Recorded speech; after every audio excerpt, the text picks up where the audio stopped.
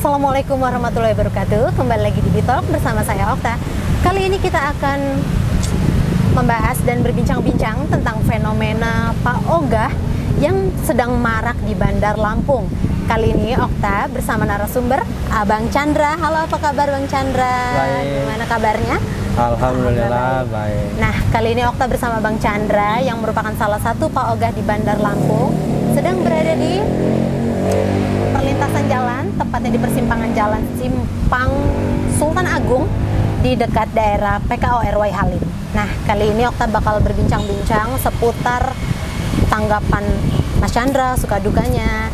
Kita awalin aja awal mula Bang Chandra sampai jadi Pak Ogah di Bandar Lampung seperti apa sih? Boleh ceritain? Awal mula saya jadi Pak Ogah ketika 6 tahun yang lalu. Di sini 6 tahun yang lalu pas statusnya baru pisah dari istri. Oke. Terus punya anak 2. Kok sedih? Punya anak 2, tapi saya bawa anak 2 itu ke mana-mana karena status nggak bisa kerja. Kerjaan saya nggak ada dan saya nggak bisa kerja karena bawa anak 2.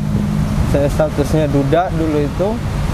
Jadi karena saya asli orang sini, saya warga sini, jadi pikir saya daripada saya nganggur ngurus anak 2, akhirnya saya punya pengalaman di bidang Pak Ogah ini atau ngatur lalu lintas ini. Jadi akhirnya inisiatif saya karena saya ngelihat lewat di sini macet terus pada zaman itu, akhirnya saya mulailah coba menggunakan skill saya yang ngatur lalu lintas. Waktu itu saya di Tangerang. Nah, waktu itu jadi saya ngatur lalu lintas di sini. Ya pada akhirnya anak-anak saya bisa saya bawa, anak-anak saya bisa main di toko-toko yang belum buka, masih tutup. Jadi saya jaga, anak saya main. Ya pada akhirnya saya jaga, ya alhamdulillah yang tadinya macet sedikit demi sedikit lancar. Jadi profesi ini kita sebutnya profesi atau apa ya Pak Ogah? Kalau di awal saya bukan profesi sih. Di awal itu saya niatnya karena posisi nggak ada kerjaan, iya. Karena saya momong anak, pikir saya ya udahlah cari kegiatan. Nah, mohon maaf, jadi ini kegiatan ini nih berangkat awal mulai dari keprihatinan diri kita, terus kita lihat bentuk kepedulian kita di jalan macet nih, ayo kita implementasikan bentuk kepedulian kita. Oke, bagus banget sih itu, keren. Nah, dari 6 tahun yang lalu hingga sekarang ini pasti ada suka dukanya dong. Suka dukanya di jalanan seperti apa sih?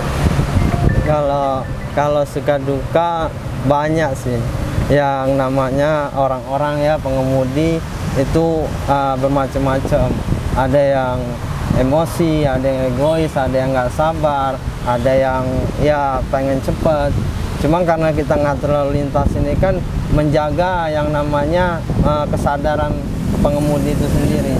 Jadi kalau kita jaga yang tadinya dia nggak sabar, kan menghindari dari yang namanya kecelakaan. Karena kita stop dari arah yang mana yang kira-kira sudah waktunya jalan, itu yang kita jalanin. Jadi supaya tidak adu mobil lah, adu kebo atau apa itu. Jadi suka dukanya itu, yang dukanya saya itu ketika kita sedang berhentikan kendaraan yang satu, padahal di sana sudah ada mobil, tapi dia nggak mau berhenti. Akhirnya mau nggak mau badan kita yang di depan mobil dia yang ketabrak. Jadi kita ngalahin egoisnya. Jadi kita mengalahkan egois seseorang itu, biarlah kita yang mengorbankan badan kita ditabrak dia, daripada dia nabrak mobil orang, terus orang itu bermasalah dan kita yang ada di situ akan ikut masalahnya, gitu. Jadi itu dukanya kita. Banyaklah duka-duka yang lain. Ya. Untuk sukanya sendiri? Kalau untuk sukanya sendiri, kalau saya pribadi, kenapa saya suka itu? Karena satu, saya ngebantu orang itu biar nggak yang namanya menjadi suatu apa ya namanya, terburu-buru tadi sehingga menyebabkan kecelakaan. Nah, itu senangnya saya membantu mereka. Yang kedua, sukanya saya itu ketika mereka sudah saya bantu, mereka klakson. Itu saya sudah senang. Nah, kalau mereka yang namanya memberi, yang memberi upah saya ketika saya jaga berapapun itu, ya itu saya bersyukur aja, karena ya pikir saya ya alhamdulillah dikasih. Tetap disyukurin. Tetap saya syukurin. Jadi intinya saya di situ membantu mereka yang ingin memutar atau yang ingin menyeberang. Kenapa? Karena saya sendiri pengendara, karena saya statusnya supir juga. Itu sangat sulit, dan ketika saya ingin nyebrang pun itu kadang ada hati tidak sabar, ada hati yang namanya buru-buru, ada, sehingga keributan-keributan saya di jalan sering. Nah, jadi saya mengambil pengalaman saya seperti itu. Jadi adanya Pak Ogah ini, kita menekan angka laka lantas, mengurai kemacetan, sama ibaratnya menurunkan arogansi para pengendara di jalan. Seperti itulah ya. Oke. Nah, ngomong-ngomong, selama berada di jalan, mohon maaf, kira-kira penghasilannya dalam sehari bisa ngantongin berapa sih? Kalau saya, kalau untuk penghasilan emang namanya kita kan hasil itu pemberian dari yang mengemudi. Jadi kalau pengemudi ini kita nggak bisa dihitung, nggak bisa dikalkulasikan. Jadi kadang kita bisa dapat untuk ya ibarat kata bangsa 30, 40 bisa, bahkan bisa 50, 60. Itu tergantung daripada alur itu sendiri, kemacetan itu sendiri, sama tergantung daripada kebaikan-kebaikan pengemudi ini gitu. Karena namanya pengemudi ini kadang-kadang mereka tidak menyiapkan apa uang-uang receh atau duit-duit itu di dashboardnya. Bahkan ada pengemudi yang benar-benar mempunyai hati yang baik dan menerima dibantu, mereka tahan mengeluarkan apa namanya uang itu dari dompet. Walaupun nggak ada di dashboard yang nggak ada, tapi dia tahan mengeluarkan dari dompet. Nah, jadi disitulah apa namanya kebanggaan saya sendiri menjaga apa namanya lalu lintas itu. Oke. Nah, ini ya Bang Chandra, kan pandangan masyarakat tentang Pak Ogah itu beragam. Padahal nggak semuanya Pak Ogah itu dengan sisi negatif. Ada yang benar-benar seperti Mas Chandra sendiri berangkat dari rasa kepedulian dan keprihatinan. Nah, untuk mengubah, bukan mengubah sih, memberi asumsi kepada masyarakat itu seperti apa sih pandangan kepada masyarakat. Nggak semua Pak Ogah itu pungli, nggak semua Pak Ogah itu rusuh di jalan. Seperti apa sih? Sebenarnya Pak Ogah itu kalau bahasa itu dari mana saya juga belum tahu ya. Kalau di Jakarta sana itu namanya polisi cepek namanya ya. Jadi yang ngatur dikasih duit 100 perak, 200 perak. Nah, kalau saya sendiri itu tidak menyebut diri saya Pak Ogah. Saya menyebut diri saya di sini adalah relawan untuk membantu dalam lalu lintas di tikungan atau di persimpangan, seperti itu. Jadi untuk para masyarakat yang kira-kira mempunyai asumsi negatif, sebenarnya negatif atau tidaknya masyarakat itu tergantung di wilayah dan apa karakter si penjaga itu tadi, Pak Ogah itu tadi. Maka ketika Pak Ogah atau penjaga itu tadi penampilan atau yang namanya bekerjanya dengan hanya mementingkan uangnya saja, maka di situ akan meresahkan masyarakat, meresahkan pengemudi. Tapi tidak semua pekerja atau Pak Ogah itu tidak semuanya seperti itu. Karena Pak Ogah di sini yang yang saya ketahui beda di tempat lain. Saya tidak mengetahui tempat lain, tapi yang saya ketahui tempat saya ini di sini menjaga itu kita benar-benar komitmen dengan apa yang kita tujui gitu loh. Karena tujuan kita di sini adalah membantu. Ketika kita membantu, disitulah asumsi-asumsi masyarakat pun sesuai dengan apa yang kita lakukan. Insya Allah kalau di sini asumsi masyarakat kebanyakan, saya 6 tahun di sini, alhamdulillah justru terbantu. mereka. dari lingkungan setempat, bahkan dari pengendaranya, itu alhamdulillah merasa terbantu adanya Pak Oga di sini seperti itu. Oke. Nah, menanggapi beberapa hari lalu ada berita yang salah satu Pak Oga di SPBU di Lampung Tengah diamankan gara-gara dia rusuh dan meminta secara paksa uang kepada pengendara yang melintas. Tanggapan Mas Chandra sendiri seperti apa sih untuk oknum lah kita bicaranya ya. Pak Oga yang seperti itu seperti apa? Kalau tanggapan saya kepada Pak Oga yang seperti itu, sebenarnya itu bukan kesalahan dari kata daripada Pak Ogahnya, tapi di situ kesalahannya adalah daripada oknum. Jadi oknum itu melakukan sesuatu itu karena kembali lagi kepada dirinya. Mungkin seorang itu mempunyai karakter yang emang arogan, atau dia emang yang kriminal, ya karakternya seperti itu. Atau dia emang tertekan kenapa? Tertekan dengan adanya karena setoran. Mungkin di wilayah itu dia melakukan Pak Ogah itu, kemudian ada yang menariki setorannya. Ada ya yang seperti itu ya? Itu udah bukan hal tabu lagi. Hal tabu lagi, itu sudah pasti ada. Nah, tapi disitulah yang membuat tertekannya seseorang itu ketika menjaga, dia harus memenuhi mencukupi dulu setoran dia. Maka ketika dia tidak terpenuhi ke setoran dia, bisa mengakibatkan yang namanya pemaksaan seperti itu. Nah, jadi kembali lagi kepada oknum atau wilayah itu sendiri. Nah, kalau tempat saya pribadi, kenapa alhamdulillah selama 6 tahun ini kita tidak ada pemaksaan atau kekerasan? Karena di sini kita nggak ada pungutan setoran. Saya sebagai pembuka di sini, saya pendiri di sini yang membuka, maksudnya yang memulai di tempat ini dan kawan-kawan banyak, saya tidak meminta setoran dan saya tidak mau dimintai setoran oleh siapapun. Karena niat saya di sini membantu.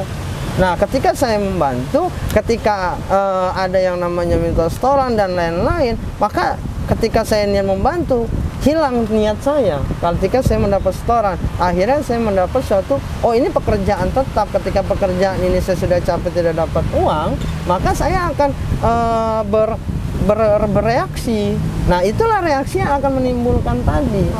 Itu mengakibatkan adalah sebabnya, karena sebab seperti itu akibatnya menjadi seperti ini. Itu tanggapan saya. Nah, tadi saya dengar nih katanya ada setoran. Itu mungkin di sini nggak ada ya. Ngomong-ngomong setoran kayak gitu tuh disetor dengan bosnya atau ada petugas yang meminta bagian sih?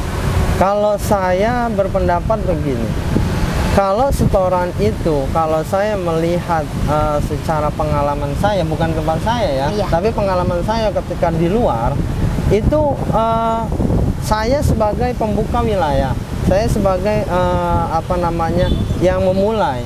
Maka ketika ada kawan-kawan yang ingin bekerja, ingin memasuk, ingin membantu juga, maka saya ambil setoran. Saya minta pada mereka, saya tidak bekerja.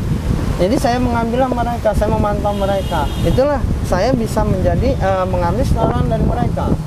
Nah, jadi yang mengambil setoran itu bukan semena-mena itu dari petugas, tapi itu dari si oknum yang mempunyai wilayah atau yang merasa menguasai wilayah tersebut. Sehingga dia mempunyai hak untuk memintai setoran kepada yang menjaga itu tadi. Apa ya, kita di sini menarik sisi positifnya ya, seperti apa. Oke, terakhir dari Mas Chandra, harapan Mas Chandra sendiri untuk masyarakat, untuk teman-teman yang paling terutama ini, dan untuk pemerintah sendiri seperti apa sih, Mas? Kalau harapan saya, emang selama ini saya mendengar Pak Oga itu kata-kata yang buruk ya, yang diasumsikan masyarakat negatif dan selalu dipandang sebelah oleh orang-orang, sebagian orang ya. Padahal menurut saya sebagai Pak Ogah ini, atau bagi saya adalah pengatur lalu lintas, relawan, kita di sini sebenarnya tujuannya adalah membantu. Emang benar, ini menurut sebagian orang ini adalah suatu pekerjaan kita. Ya, karena apa? Kalau kita bekerja di luar, kerja di tempat lain, kita satu harian penuh, maka kita tidak bisa mempunyai waktu untuk membantu. ya kerja dari jam 8 sampai jam 4 atau jam 5. Maka nggak ada waktu kita untuk membantu. Sedangkan kemacetan terus berjalan. Nah, disinilah menimbulkan perasaan saya, hati saya untuk membantu. Sehingga saya, karena dulu saya disebabkan karena saya bawa anak, akhirnya keterbiasaan saya membantu seseorang ini, membantu di jalanan ini, sehingga saya jadikan kesampingkan untuk pekerjaan yang tetap. Jadi di sini kerjaan saya mempunyai waktu, sisanya baru saya bekerja. Makanya karena sekarang di sini sudah ramai, sudah ada teman-teman yang membantu dalam jam per jamnya, sehingga saya mempunyai dua waktu di sini dan waktu di tempat lain kerjanya. Nah, jadi harapan saya untuk teman-teman yang seperti saya yang menjaga jalan ini atau mengatur lalu lintas ini, cobalah rubahlah niat. Ketika cobalah rubahlah niat kita, di sini bukan mencari uang.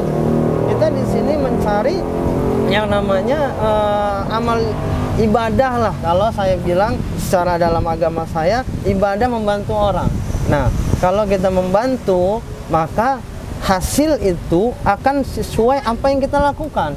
Jadi kalau kita niatnya membantu, beribadah, insya Allah Allah akan kasih rezeki itu melalui orang-orang itu tadi. Benar bang. Gitu. Jadi harapan saya buat teman-teman yang menjaga, yang seperti saya, tolonglah berubah untuk niatnya di situ untuk membantu, bukan mencari pekerjaan atau mencari uang. Membantu, maka ketika kita membantu, kita bekerja dengan maksimal mungkin membantu orang-orang ini, maka rezeki akan datang tanpa kita tahu seperti itu. Seiring berjalannya waktu. Nah, harapan saya untuk para petugas, pemerintah, termasuknya, tolonglah paogah-paogah yang menurut sesuai dengan para petugas ini bahwa sesuai dengan karakternya, sesuai dengan benar-benar tujuannya, tolonglah dibina. Jangan digusur atau diusir. Kenapa? Karena ketika diusir, paogah ini tidak akan hilang, tapi malah akan bermunculan. Paogah ini yang satu yang benar ini kita nggak tahu dia salah atau benar, tapi kemungkinan dia benar, dia karena diusir pergi, tapi nanti datang yang baru. Yang baru ini belum tentu lebih baik atau lebih benar daripada sebelumnya. Jadi tolong, karena petugas itu lebih paham menyikapi atau lebih paham melihat karakter seseorang ini baik atau tidak. Nah, jadi ketika melihat kebaikan di dalam pekerjaan mereka, maka binalah, jangan dibinasakan. Nah, binasakanlah orang-orang yang di luar itu, karena emang benar dari satu oknum itu akan mengakibatkan keseluruhan. Benar. Nah, itulah karena ada pepatah yang karena nila setitik akan rusak susu sebelanga itu. Jadi untuk harapan saya sih kepada petugas dan pemerintah, paogah ini tidak akan habis dan tidak akan hilang, tidak akan. Kenapa? Karena lalu lintas ini titik-titik di mana tempat kemacetan banyak dan petugas itu mempunyai tugas yang lain. Nah, karena ada kami, berikanlah kepada kami. Berikanlah kami kepercayaan, binalah kami. Maksudnya dibina ini ya beri arahan lah gitu kan, sehingga kami tidak melakukan hal-hal yang negatif.